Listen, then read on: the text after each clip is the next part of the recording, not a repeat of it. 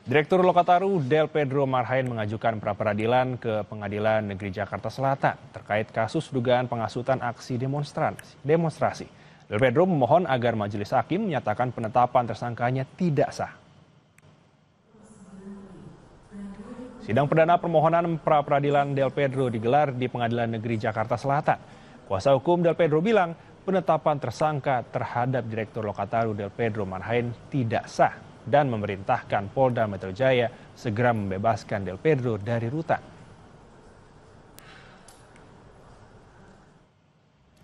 Sebelumnya Del Pedro Marhain ditangkap polisi dan ditetapkan sebagai tersangka penghasutan pelajar untuk ikut aksi unjuk rasa yang berakhir ricuh pada akhir Agustus 2025. Selain Del Pedro, polisi juga menetapkan 6 orang admin media sosial sebagai tersangka dalam kasus ini. Mereka diduga membuat konten yang menghasut dan mengajak para pelajar dan anak di bawah umur untuk melakukan tindakan anarkistis di Jakarta, termasuk gedung DPR, MPR RI.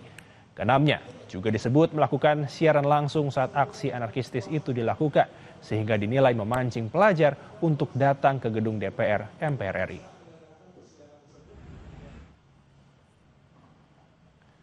Dan informasi terkini, kita segera menuju Pengadilan Negeri Jakarta Selatan. Sudah ada jurnalis Kompas TV Claudia Carla dan juru kamera Bimo Wicaksana di sana. Carla, bagaimana hasil sidang perdana pra-peradilan Del Pedro hari ini?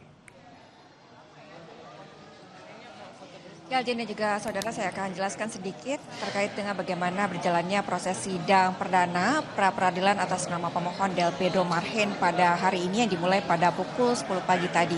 Tadi baik dari pihak pemohon yaitu kuasa hukum Del Pedro dan juga termohon dari pihak Polda Metro Jaya sama-sama hadir. Kemudian sama-sama memberikan berkas kepada hakim tunggal yang memimpin jalannya sidang, lalu juga dilakukan pemeriksaan legalitas atas berkas-berkas tersebut. Lalu selanjutnya Aljen dan juga saudara dilanjutkan dengan pembacaan permohonan yang disampaikan oleh pihak kuasa hukum dari Del Pedro Marhain. Di antaranya ada beberapa hal yang disampaikan, yaitu pihak kuasa hukum menampik ataupun menolak dan menganggap bahwa penetapan tersangka atas nama Del Pedro Marhain ini tidak sah ataupun cacat hukum. Demikian juga atas tuduhan kepada Del Pedro yang dianggap melakukan penghasutan kemudian yang menyebabkan adanya tindak kericuhan yang terjadi pada saat demonstrasi di depan kantor DPR Republik Indonesia pada tanggal 25 hingga akhir Agustus 2025 kemarin. Lalu kemarin juga Elgin dan juga saudara terkait sidang hari ini ada beberapa hal yang disampaikan oleh pihak kuasa hukum Del Pedro. Di antaranya adalah meminta agar hakim menghilangkan ataupun tidak menyatakan tidak sah atas penetapan tersangka dari Del Pedro Marhain, lalu kemudian juga menghapus segala proses hukum yang diberikan kepada Del Pedro Marhain. Ini dianggap akibat kuasa hukum menganggap bahwa penetapan tersangka dan juga proses hukum yang dijerat terhadap Del Pedro ini tidak sesuai dengan prosedur yang berlaku dan dianggap sebagai cacat hukum.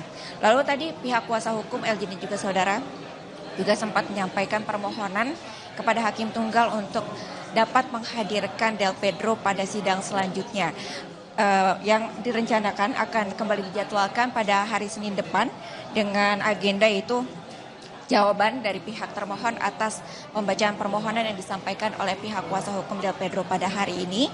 Lalu kemudian pada hari Selasa berikutnya pada minggu depan akan ada agenda terkait dengan surat bukti dari kedua belah pihak, lalu kemudian juga menampilkan ahli dari pihak pemohon, lalu kemudian pada hari Rabu akan ada pemberian keterangan dari pihak saksi dari pihak termohon yaitu Polda Metro Jaya. Elgin.